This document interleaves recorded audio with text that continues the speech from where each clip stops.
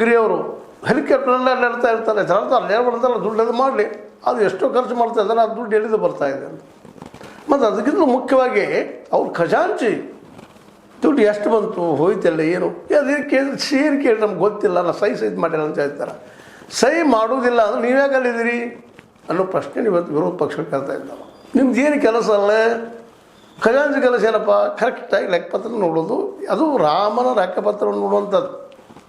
ಆ ದುಡ್ಡು ಎಲ್ಲಿ ಹೋಯ್ತು, ಎಲ್ಲಿದು ಬಂತು, ಎಷ್ಟು ಹೋಯ್ತು, ಏನು ದುಡ್ಡು ಅಷ್ಟೇ ಅಲ್ಲ, ಏನು ಕಾಣಿಕೆಗಳು ಬಂದವು, ಏನು ಎಷ್ಟು ಬಂದಿದ್ದಾವ, ಅಟ್ಲೀಸ್ಟ್ ತಿಂಗಳಿಗೆ ಮಾತ್ರ ಬಂದಿತ್ತು, ಅದನ್ನು ನೋಡಿ ಮಾಡಿ ಇಡಬೇಕು. ನೀವು ಸಹ್ಯ ಮಾಡಿಲ್ಲ, ನಮ್ಗೆ ಸಂಬಂಧ ಇಲ್ಲ, ಜವಾಬ್ದಾರಿ ಇಲ್ಲ ಅಂದ್ರೆ ಇದರ ಅರ್ಥ ಇರೋದು ಎಲ್ಲ ಜವಾಬ್ದಾರಿ ಚಂಪತರಾಯರ.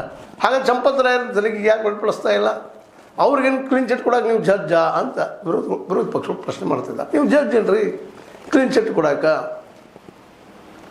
ಅದರಲ್ಲೂ FIR ಆಗಲಾರ್ದ ಏನೋ ನಂತರದಾಯ್ತು. FIRದಲ್ಲಿ ಯಾರು ಸಣ್ಣ ಸಣ್ಣ ಮೀನುಗಳು ಹೇಳಿದ್ರಿ, ಪಾಪ 8 ಜನ ಹಾಕಿದ್ರಿ ಒಳಗೆ, ಇರೋ 10 ಲಕ್ಷ 20 ಲಕ್ಷ 50 ಲಕ್ಷ ಕದ್ದಂಥವ್ರು, ಕೋಟಿಗಳಲ್ಲಿ ಯಾವ ವ್ಯವಹಾರ ಆಗ್ಯದಲ್ಲೇ, ಅದೆಲ್ಲಿ ಹೋಯ್ತು ಅನ್ನೋದು ಇವ್ರ ಪ್ರಶ್ನೆ.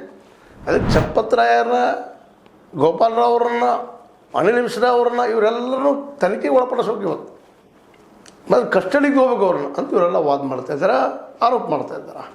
ಇದಕ್ಕೆ ಉತ್ತರ ಯಾರಿಂದಲೂ ಸ್ಪಷ್ಟವಾಗಿ ಬರ್ತಾ ಇಲ್ಲ. ಅದರಲ್ಲೂ ನಮ್ಮ ಹೊಸಬಾಳೆಯವರು, ದತ್ತಾತ್ರೇಯ ಹೊಸಬಾಳೆಯವರು, ಇಲ್ಲ